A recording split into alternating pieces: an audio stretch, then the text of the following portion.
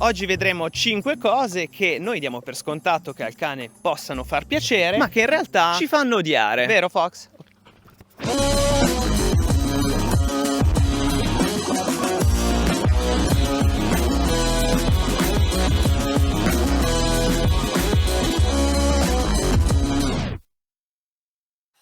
Al primo posto io ci metto le costrizioni. Detta così è già spiacevole di per sé come definizione, però per costrizioni intendo coccole ripetute e forzate.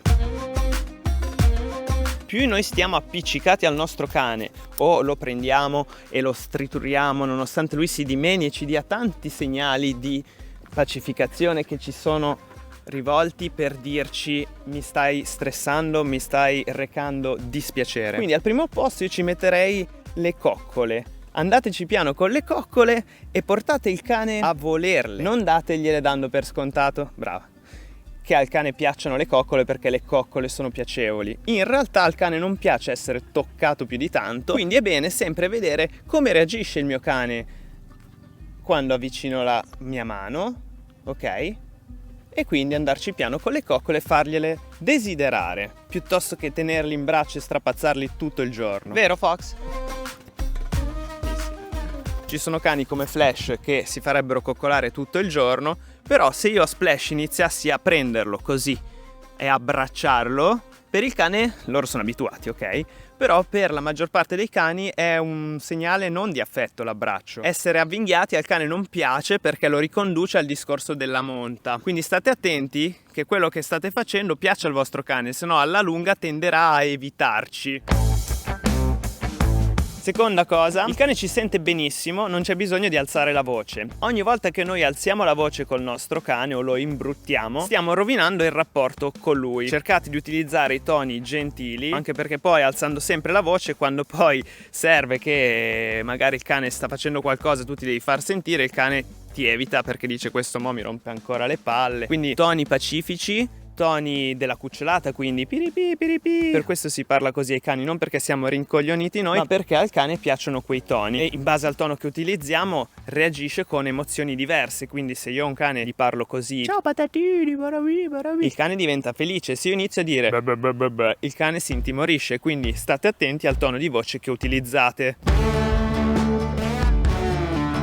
Punto numero 3, sembra abbastanza scontato e banale da dire, ma non lo è effettivamente, perché molti pensano che avendo il giardino, avendo il balcone, avendo il terrazzo, il cane sia felice di stare fuori. In realtà questa è una cosa proprio sbagliata, cioè è una credenza sbagliatissima. Al cane piace stare fuori, ma al cane piace stare fuori col proprietario, perché al cane piace stare col proprietario. Se avete un giardino, un balcone, un terrazzo, non lasciate il vostro cane fuori se voi uscite per fare la spesa, se uscite per lavorare o se voi dovete stare dentro a cucinare, a fare la doccia, perché il vostro cane andrà in uno stato di allerta e quindi inizierà a fare la guardia, ad abbaiare a tutto quello che sente, a rincorrere le recinzioni, cosa che vedete che i miei cani non fanno perché loro stanno sempre con me. Al cane piace stare insieme a voi. È molto meglio stare in appartamento col proprio cane a leggere un libro piuttosto che lasciarlo libero a Versailles nel giardino, perché al momento il cane sarà felice, come a un bambino a cui dai libero accesso alla PlayStation o ai dolci, ma alla lunga è una concessione nociva quella di lasciare il cane da solo in giardino o ancora peggio sul balcone e sul terrazzo, perché il cane non si sentirà protetto e al sicuro e sarà in una posizione di guardia. Quindi a meno che voi non dobbiate proteggere una proprietà, io vi sconsiglio di lasciare il cane fuori in giardino o sul balcone se voi non siete lì con lui. E siamo a 3.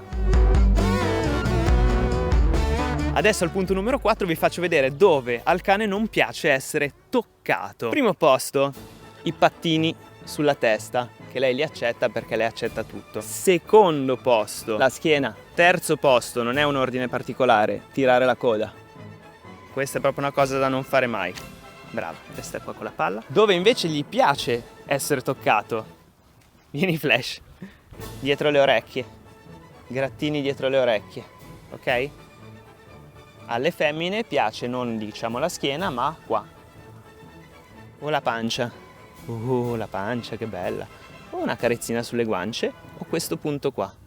Questo gli piace molto. Se non conoscete un cane, la cosa più sbagliata da fare è fare così o tentare di abbracciarlo. Un mio amico è stato morso per aver abbracciato un maremmano E gli ho detto certo, perché l'ha preso come un gesto di dominanza, non si fa mai. La monta, l'abbraccio, glielo devi insegnare il cane. Cosa significa il nostro abbraccio? Vero Foxy? Vieni qui. Guarda, fai seduta. Guarda, no, vieni, seduta. Guarda. Questi grattini. Questi grattini. Vai, corri. Altra cosa, notate, se il cane sta lavorando e fa Mike Tyson, cioè che vi schiva le coccole, tipo no, c'ho da fare, no, non insistete. Al quinto posto ci metto una cosa che a me sembra abbastanza scontata, ma per molti non lo è. Tenete sempre conto della motivazione territoriale del cane o della motivazione possessiva, che spesso vanno di pari passo. Al cane non piace che gli vengano toccate le sue cose e invasi i suoi spazi. Quando dovete entrare in una recinzione tipo questa con dei cani che non conoscete, cercate bene di guardare loro che cosa fanno, il loro linguaggio del corpo, perché invadere una casa, un recinto, la cuccia del cane rischia di portarlo ad attaccarci. È una cosa che a lui tendenzialmente non piace. Lasciatelo in pace quando vedete che sta riposando nella sua cuccia, non andate assolutamente a disturbarlo. C'è anche da dire che se il vostro cane vi accetta come leader, come riferimento, avrà piacere a ricevere le vostre visite nella sua cuccia, ma state molto attenti a non disturbarlo. Per quanto riguarda la possessività, io vi sconsiglio di strappargli di bocca le cose o di inseguirlo per cercare di prendere quello che lui tiene in bocca, bensì insegnategli il gioco dello scambio e il lascia,